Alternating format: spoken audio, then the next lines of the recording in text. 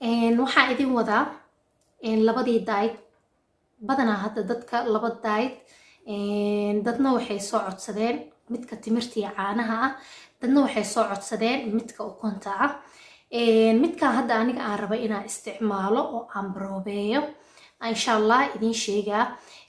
timirta ma ahan inaad timir walba iska isticmaasho, caanahana sidoo kaleenta ma ahan inaad caano walba isticmaasho, iyo inta xabe ee lagaaga baahan yahay timirta inaad isticmaasho waqtiyada aad isticmaalaysid. ukuntana sidoo kaleento ayadana sidaa u isticmaalaysid insha allah.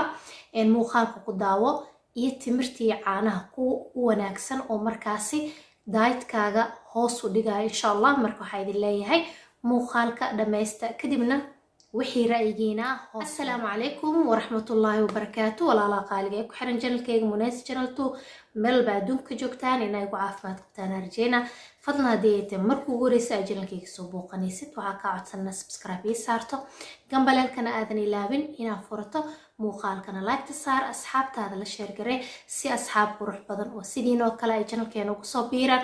aad iyo aad umahadsantihiin aa idin leeyahay, sidii wanaagsanaa mar walba ila socotaan, kommentidiina quruxda badan leh, ducooyinkii dhiirgelinta isugu jira. jazaakum allahu khayrna idin leeyahay. hadda horta video waqtiga aduu waaye habeen waaye, miisaan iskama qaadin, ma fahanteen? miisaan iskama qaadin. miisaanka waxaa rabaa subaxii videoga soo kaba hadduu ilaa yiraahdo markii aan kasoo kaca kadib miisaankeyga inta uu maraayo markaasaan soo aan soo duubaa.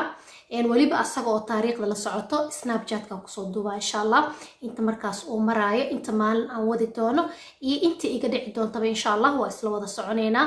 haddii 7 maalin aan xiriir aan u wado iyo haddii aan joojiyo oo aan wadi waayba intaasoo dhan waa isla wada socon doonaa hadduu ilaahay yiraahdo.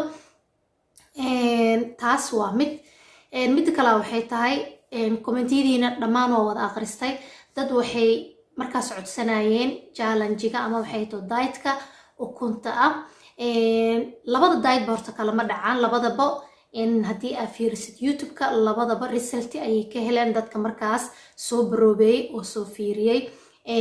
yacni wax markaas shaki ama waxay ahayd oo la dhahaayo dhibaata ka imaanaysaa la dhahaayo ma laho. marka midka ukunta haddii aad isticmaalaysid oo awoodid waa dadka isku wada mid maahan. daday dhibtaa ukunta oo xasaasiye ku qabo, dad waxaa jirtaa ukuntii 2 maalin haddii ay wadaan maalin saddexaad aan sii wadi karin oo dibri iyo labalaba iyo waxyaabahaas ay ku qabanaysaa jirto. marka isku wada mid maahan dadka. adi haddii aad rabtid ukunta inaad isticmaashid waxa lagaaga baahan yahay waxay tahay maalin 6 xabo ukuna inaad cunto. 3 quraacdii aad cunaysaa. quraacdan xilligaa cunaysaa waxay tahay 6dii subaxnimo, saasoo amaleen 12 sac subaxnimo ilaa iyo 9kii ama 3 sac subaxii inta u dhaxeyso aa laga rabaa inaad ku quraacatid. waxaana cunaysaa waxay tahay 3 xabo ukuna iyo koob green tea ayaa cabaysaa. biyahaaga marnaba meesha kama baxaay si markaas miisaan badan uu kaaga dhaco. muhiim waaye inaad biyo badan aa cabtid, haddaadan cabin markaas adaa nusqaan isgeliyey.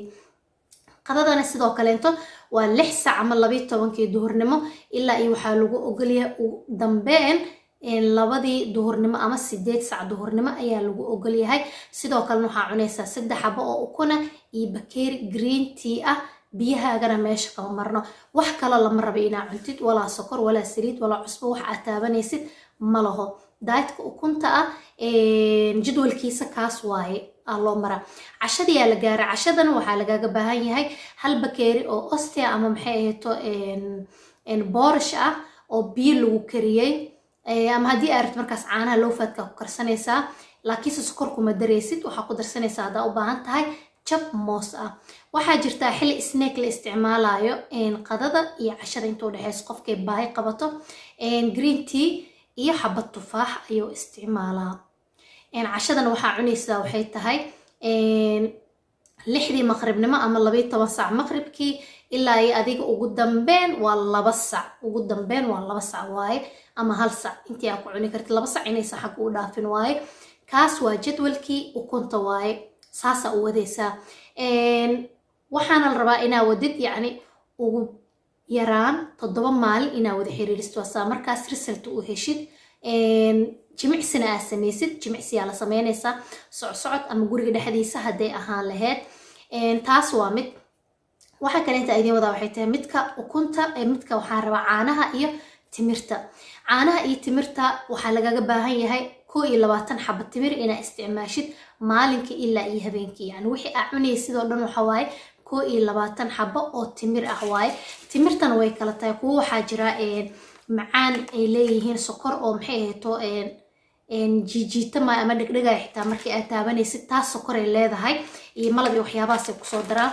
midda isticmaalaysid waxaa la rabaa noocan inay ahaato noocan ujeedin. tan way qalalan tahay, waa timir qalalan waaye saa ujeedin, waa kaasa way qalalan tahay, wax qoyaan iyo waxay leedahay malaho.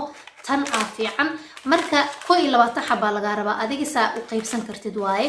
7 xabo quraac 7 xabo qada iyo 7 xabo oo casho waaye.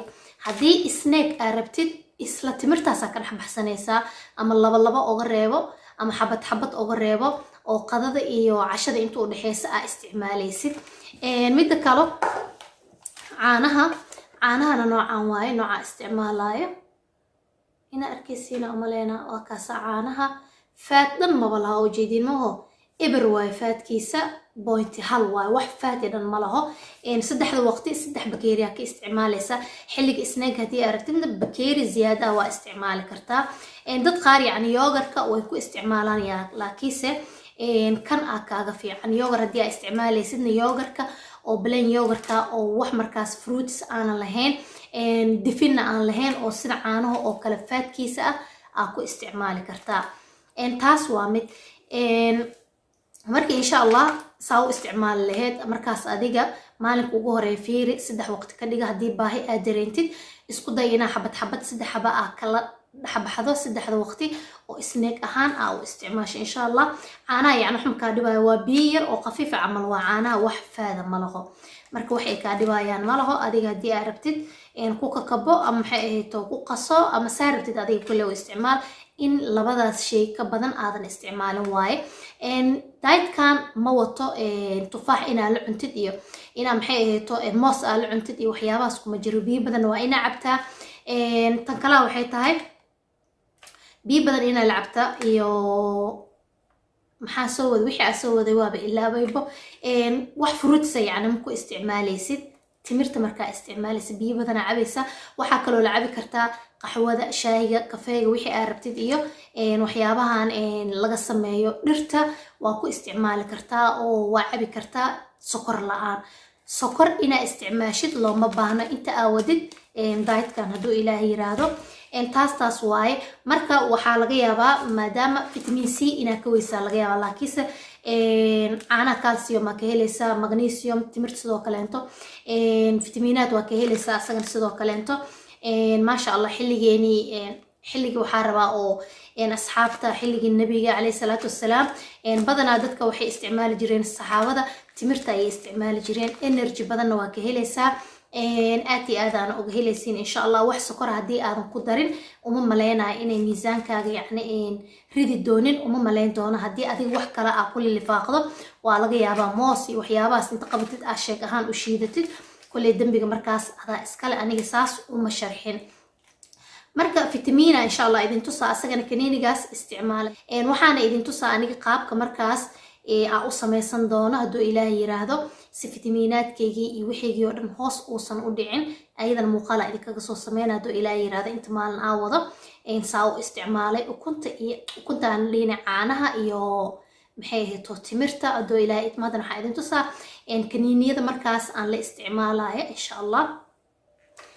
marka hadda kaniiniga aan isticmaalayo hadda kan waay saa ujeediin gidis waaye saan haddaa dhaho kala gidis le waaye laakiinse calcium waa wax ku qoran. waa kana calcium iyo vitamin D 3 waaye. wuxuu leeyahay calcium vitamin D ayuu leeyahay. marka vitamin C kan ma wato. marka kii oo vitamin D-ga vitamin waxa aan dhahay E-ga isticmaalay wuu iga maqan yahay. marka kan baakadiisaan u yaalaa magina arkaysin in kale baakada saanay u taalaa. baakada marka saanay u taalaa laakiinse kan waa kii ilmaha waaye waa maxay ahayto saa ujeediin garaamkiisa waa kana 500 waay kan ilmaha yaryariiska ah iskale ilmahayga iskale kan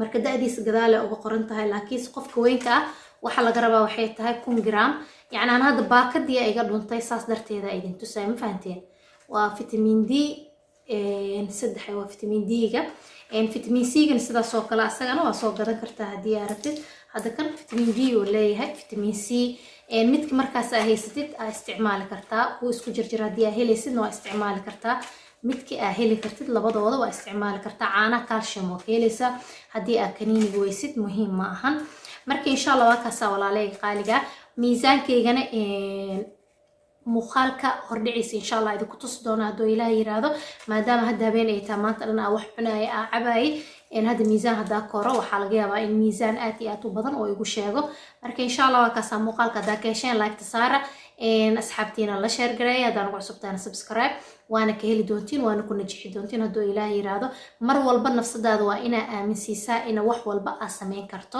isbedelkan adiga ayuu ka imaanaa marka hore nafsadaadana sida adiga oo la dhaqanto ayay mar walba ahaanaysaa marka walaalay qaaliga hadda qadiya isku xiray baawurtii maxay ahayto guuxooda soo galaya saas darteed daaqada xir marka waa gubanooya ma fahanteen insha Allah marka waxa idin leeyahay insha Allah haddii aan sii wadaayo haddii aan joojinaayaba inta aan ku ekeenayo ayadana waa idin soo wadaagi doonaa assalaamu calaykum waraxmatullaahi wabarakaatu